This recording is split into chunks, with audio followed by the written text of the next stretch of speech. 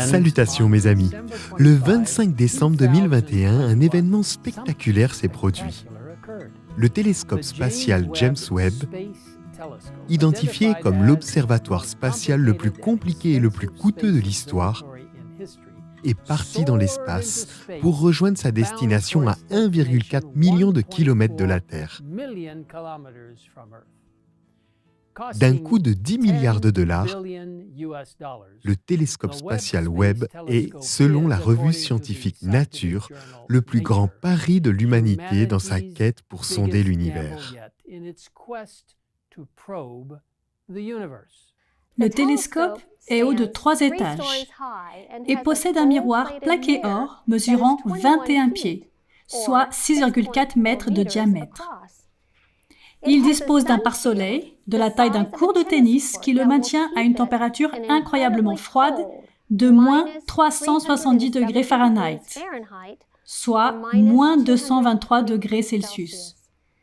En vue de son lancement, sur une fusée à grande puissance, le télescope a été entièrement plié comme une création géante en origami. Au cours de son voyage de 15 millions de kilomètres et de 29 jours jusqu'à son point de destination, cette merveille des temps modernes a été conçue pour se déplier pièce par pièce jusqu'à ce qu'elle soit entièrement dépliée en une vaste structure en nid d'abeilles.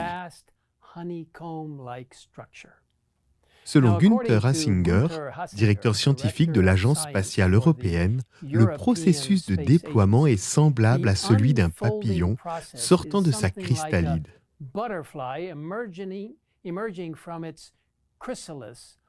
Même s'il s'agit d'un papillon très grand, coûteux et complexe.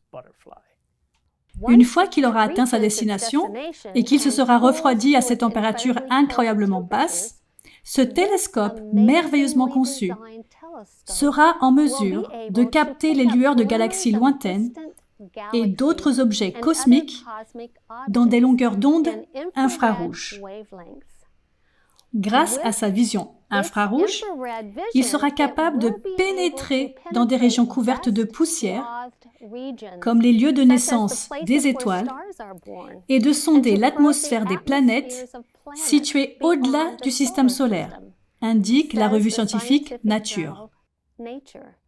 Cet incroyable télescope spatial est le résultat de plusieurs décennies de recherches minutieuses et de planification détaillée et d'ingénierie très complexe menée par une équipe multinationale d'astrophysiciens, d'astronomes, d'ingénieurs et d'autres scientifiques qui, ensemble, ont créé cette merveille technologique.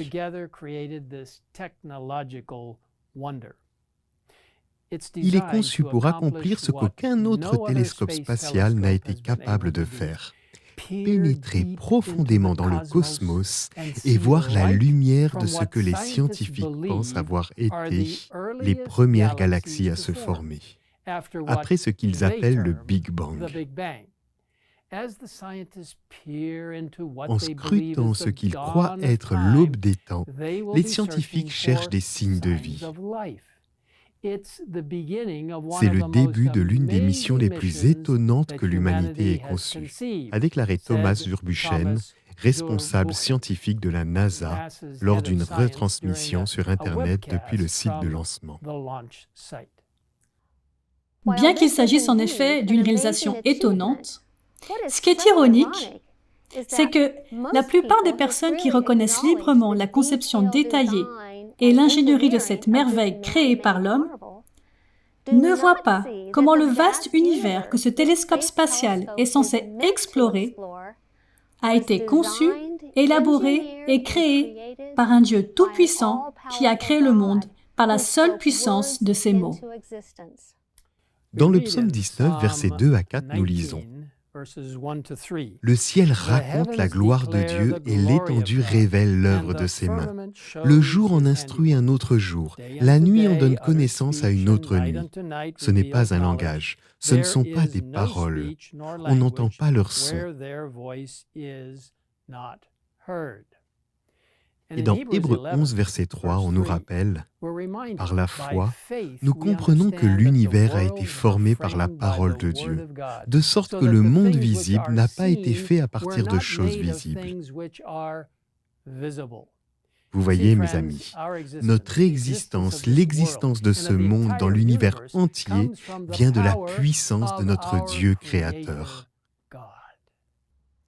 Les tout premiers mots des Écritures disent que, au commencement, Dieu créa le ciel et la terre. Si nous ne croyons pas le début de la parole de Dieu, sur quelle base pourrions-nous croire tout ce qui est écrit dans ces pages sacrées? La croyance fondamentale sur la création par Dieu, est absolument fondamentale pour ce que nous sommes et ce que nous croyons et pratiquons en tant qu'adventistes du 7e jour. Elle se lit comme suit. Dieu a créé toutes choses et nous a laissé dans les Écritures le récit authentique de son activité créatrice. En 6 jours, le Seigneur a fait les cieux et la terre et tout ce qui vit sur la terre. Et il s'est reposé le 7e jour de cette première semaine. Il a ainsi établi le sabbat comme un mémorial perpétuel de l'œuvre qu'il a accomplie et achevée pendant 6 jours littéraux qui, avec le sabbat, constituaient la même unité de temps que nous appelons une semaine aujourd'hui.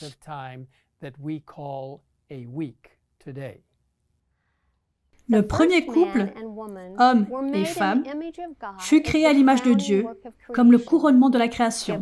Il reçut le pouvoir de dominer le monde et fut chargé d'en prendre soin.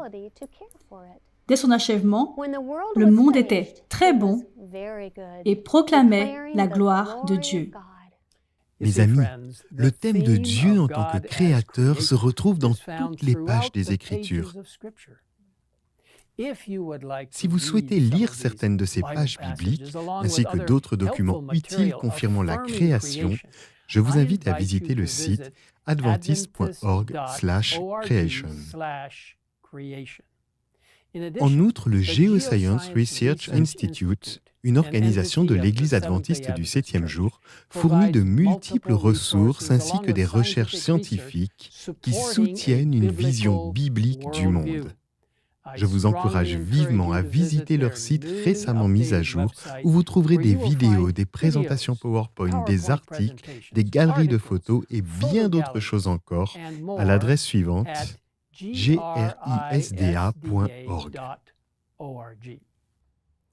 Mes amis, l'amour motive tout ce que Dieu fait, car il est amour. Il nous a créés non seulement pour que nous puissions l'aimer, mais aussi pour qu'il puisse nous aimer. Comme il est rassurant de savoir que nous n'avons pas évolué à partir d'une sorte de boue marine, mais que nous avons été créés par la main d'un Dieu aimant. Dans le merveilleux livre « Le ministère de la guérison », nous lisons « On ne peut expliquer la création par la science. Quelle science, en effet, pourrait sonder le mystère de la vie? Pour créer la terre, Dieu n'emprunta pas une matière préexistante. Il dit, et la chose arrive. Il ordonne, et elle existe. Psaume 33, verset 9. Tout, que ce soit dans le domaine matériel ou spirituel, parut à la voix de l'Éternel et fut créé d'après ses desseins. Les cieux et toute leur armée, la terre et tout ce qu'elle renferme, vinrent à l'existence par le souffle de sa bouche. L'action d'un Dieu personnel se manifesta à la création de l'homme. Nous lisons ensuite. Lorsque le Seigneur eut fait celui-ci à son image, la forme de son corps était parfaite, mais il manquait la vie. C'est alors qu'un Dieu personnel, existant par lui-même, souffla dans ses narines un souffle de vie, et l'homme devint un être vivant et intelligent. Les organes du corps humain furent mis en mouvement. Le cœur, les artères, les veines, la langue, les mains, les pieds, les sens, les facultés de l'esprit, tout s'anima et fut soumis à des lois. L'homme devint une âme vivante. C'est un Dieu personnel qui, par le Christ, la parole, créa l'homme et le revêtit d'intelligence et de force. Quelle pensée profonde que de savoir que nous avons été créés par un Dieu personnel, qui existe par lui-même, qui nous aime et nous a dotés d'intelligence et de force. Dans la prochaine vidéo, nous examinerons de plus près pourquoi la compréhension de la création est si importante et en quoi elle est fondamentale pour nos vies aujourd'hui. Mais en attendant, sachez que celui qui a créé le vaste univers est le même Dieu qui vous a créé, vous aime et prend soin de vous. Prenons un moment pour le remercier.